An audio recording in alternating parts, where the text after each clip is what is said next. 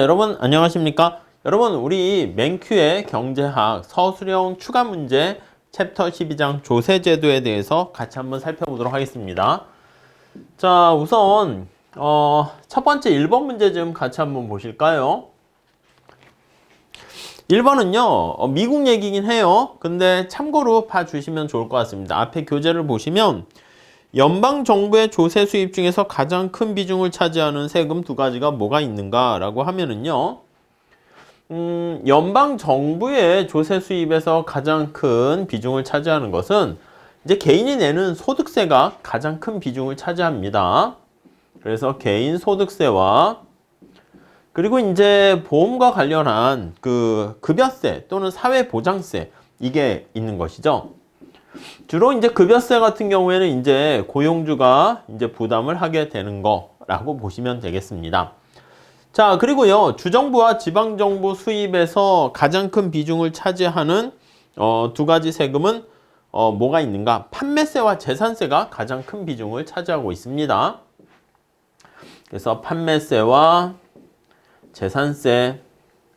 판매세는 그냥 뭐 물품세 같은 거라고 생각하시면 되겠습니다. 그리고 재산에 대해서 과세하는 재산세 이렇게 정리하시죠. 다음 한번 보겠습니다. 자, 세제의 효율성이란 무엇인가? 세제를 비효율적으로 만드는 요인에는 어떤 것들이 있는가? 이렇게 나와 있습니다. 자, 우선 가능한 한 경제학에서는 효율성이라는 것을 많이 다루게 됩니다. 자, 효율적이라는 것은 말 그대로 낭비가 없다는 거야. 세금을 거두게 되면은 낭비가 발생할 수밖에 없습니다. 그래서 우리가 보통 어떤 목적을 달성할 때 가능한 한 최소의 비용으로 달성한다라고 생각을 하시면 될 것 같아요. 이게 바로 효율성 이렇게 보시면 돼. 자, 어떤 조세 징수를 조세 수입을 징수하는 데 있어서 가능한 한 비용을 최소화하는 거 이렇게 보시면 되겠습니다. 앞에다 좀 부연 설명을 쓰면 동일 조세 수입을 정부가 획득하려고 합니다. 획득 시 최소의 비용으로 목적을 달성하면 효율적이다. 근데 여러분 세제를 비효율적으로 만들게 되는 요인에는 어떤 것들이 있는가 이렇게 나와 있는데 여러분 세금을 부과하게 되면 사람들이 세금 내는 거 싫어하지 않습니까? 그러니까 우선 첫 번째는 직접적으로는 세제를 운영하는 뭐 국세청 같은 데를 운영하는 데 따르는 행정 비용이 있긴 할 것이고요.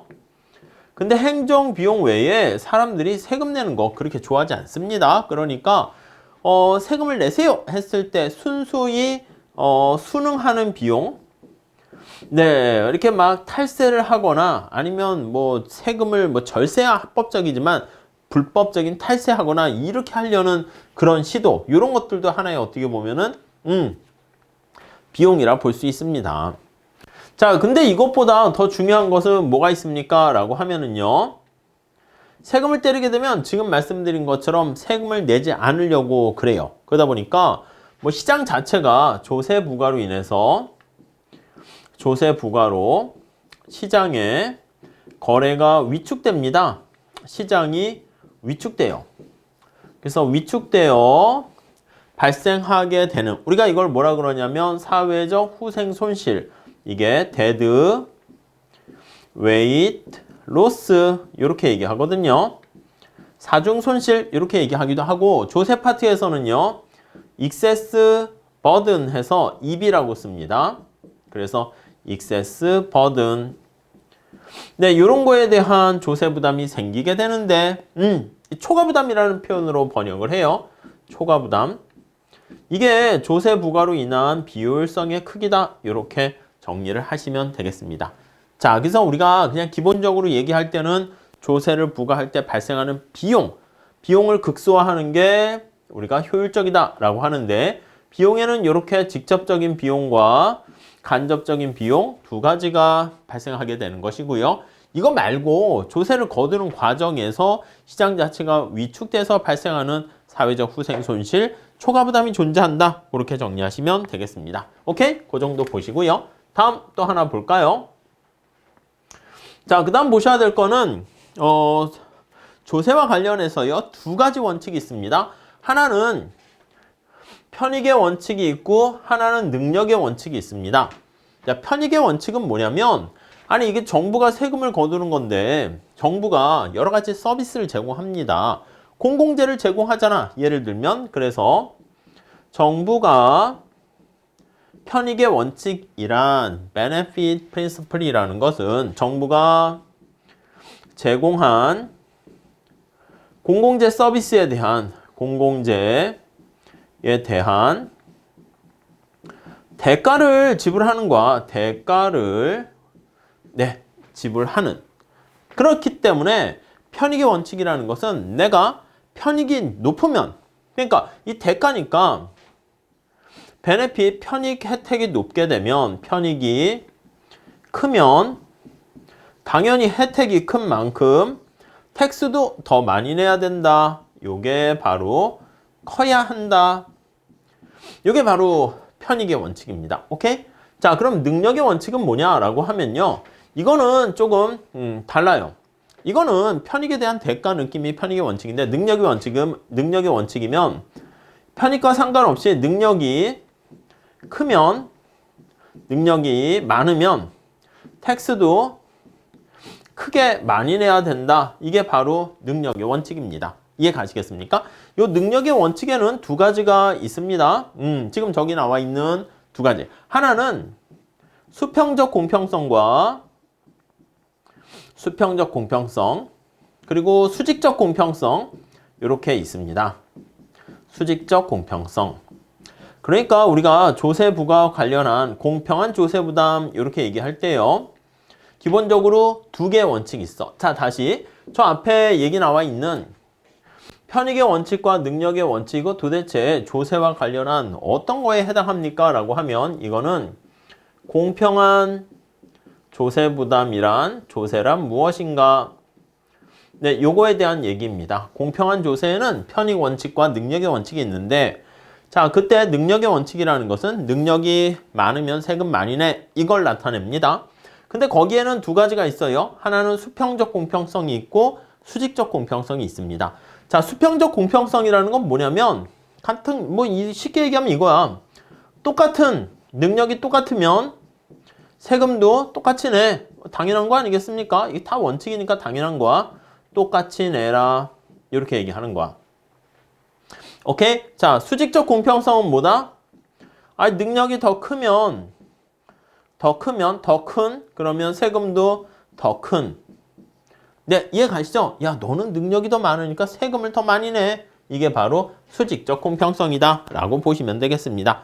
자, 그 정도 정리를 하시면 되겠습니다. 자, 그래서 여기 나와 있는 것처럼 이런 식으로 색깔을 뭐로 할까? 이렇게 편익의 원칙에 따른 요거는 공공재 서비스에 대한 대가이기 때문에 약간 요 특성 사적재, 공공재를 사적재의 특성과 유사하다. 우리 사적재라는 게 뭐야? 내가 이용한 만큼 혜택을 본 만큼 대가를 지불하는 거잖아요. 그 정도 보시면 되겠고 그리고 여기 나와 있는 것처럼 수평적 공평성과 수직적 공평성 할 때 문제가 되는 것은 첫 번째는 요겁니다. 뭐라고? 능력이 크면 세금을 크게 낸다? 오케이. 그게 기본이 되는 건데 능력을 뭐로 판단할 거야? 이게 이제 여기 나와 있는 수평적 공평성에서 제일 중요한 특징입니다.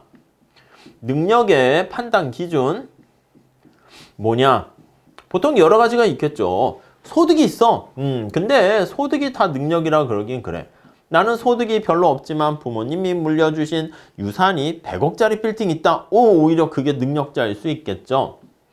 재산일 수 있고 소득도 마찬가지야. 내가 하루에 막 20시간씩 일을 해가지고 연봉이 1억에 가까워. 근데 나는 하루에 뭐 4시간씩 일해가지고 연봉이 뭐 한 8천이야. 그럼 누가 더 능력자야? 이게 그냥 소득이 높다 이것보다는 근로 시간까지 고려해야 되기 때문에 그러니까 임금률 이런 걸로 하자 이렇게도 볼 수가 있습니다. 아무튼 다양한 방법이 있는데 우리가 어느 거 하나 다 완벽한 건 없고 그냥 우리는 소득이 높으면 능력이 있다 그렇게 얘기할 수 있겠어요. 자, 수직적 공평성과 관련해서는요. 더 능력이 크면 더 많이 세금 내라. 그것까지 오케이. 그것까지 알겠는데 문제는 우리가 그걸 누진세라고 그러잖아. 근데 얼마나 많이 내야 되는가? 누진성의 크기. 네, 이게 바로 누진성의 정도, 이게 바로 수직적 공평성과 관련해서 가장 큰 이슈가 되는 겁니다. 그래서 보통 우리가 얘기할 때는 조세를 세금을 부과하면 희생을 하잖아. 그래서 희생의 정도를 가지고 얘기를 합니다. 자, 어떤 사람이 재난에 대해서 불이웃 성금을 낸다라고 할게요. 근데 제가 만약에 100만 원 냈어. 근데 재벌 회장이 100만 원 내면 저랑 같은 희생이라고 보긴 그렇죠. 그렇기 때문에 뭐 더 들어가지는 않을게요. 우리가 희생의 정도가 같아야 된다. 그래서 이것을 동등 희생의 원칙이다. 이렇게 얘기하기도 합니다. 자, 이거는 우리 기본 교재 내용에 나와 있는 몇 가지 내용들을 체크해서 보시면 될 것 같습니다. 자, 이렇게 해서 정리를 한번 해보시면 되겠습니다. 자, 복습 잘 해주시고요. 그냥 간단하게 핵심 복습 문제로 주관식으로 살펴보는 거니까 이해가 안 되시거나 좀 더 체크해 보실 게 있으면 교재를 다시 한번 보시면 좋겠습니다. 자, 이렇게 하시고 우리 다음 시간에 챕터 13장에서 같이 뵙도록 하겠습니다. 감사합니다.